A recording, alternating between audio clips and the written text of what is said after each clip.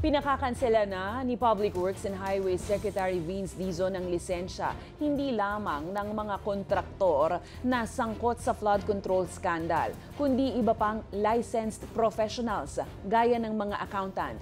Anya paraan ito para matigil na ang korupsyon sa ahensya at maibalik ang pera ng taong bayan. Ni-refer na rin ng ahensya sa Philippine Competition Commission ang kaso ng bid rigging ng mga opisyal at kontratista. Ang balitang A to Z hatid ni Naomi Almohano.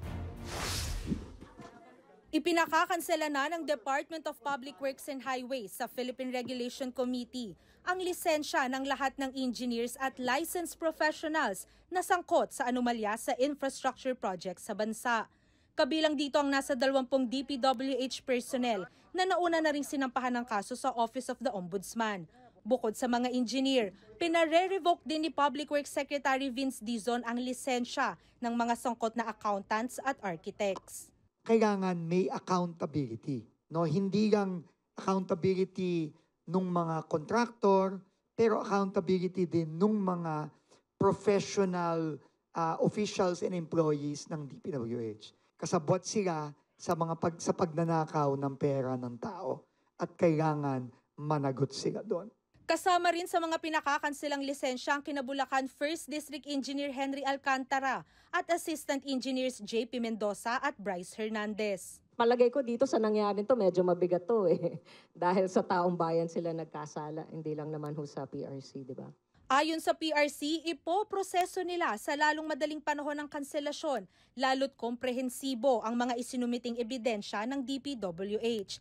Paiiralin din ang due process para namang pasagutin ng mga sangkot at saka sila magdedesisyon. The evidence that we presented are the cases that we have filed and the COA fraud audit reports. From the submission of position paper, they have 30 days to resolve po. Pero mas mabilis po dahil kompleto po ang dokumentong sinubmit ng DPWH. Sakop ng Memorandum of Agreement na pinirmahan ng dalawang ahensya ngayong Biyernes ang aksyong ito.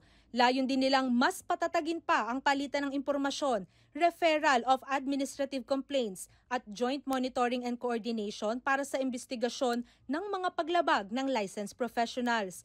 Kaugnay niyan dumulog din sa Philippine Competition Committee ngayong Biyernes si Dizon para naman personal at formal na i-refer ang 12 kaso ng bid manipulation at rigging.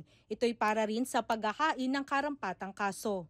Ang main purpose niyan is ma-penalize yung mga contractor para mabawi natin ulit yung pondo ng naninakaw nila.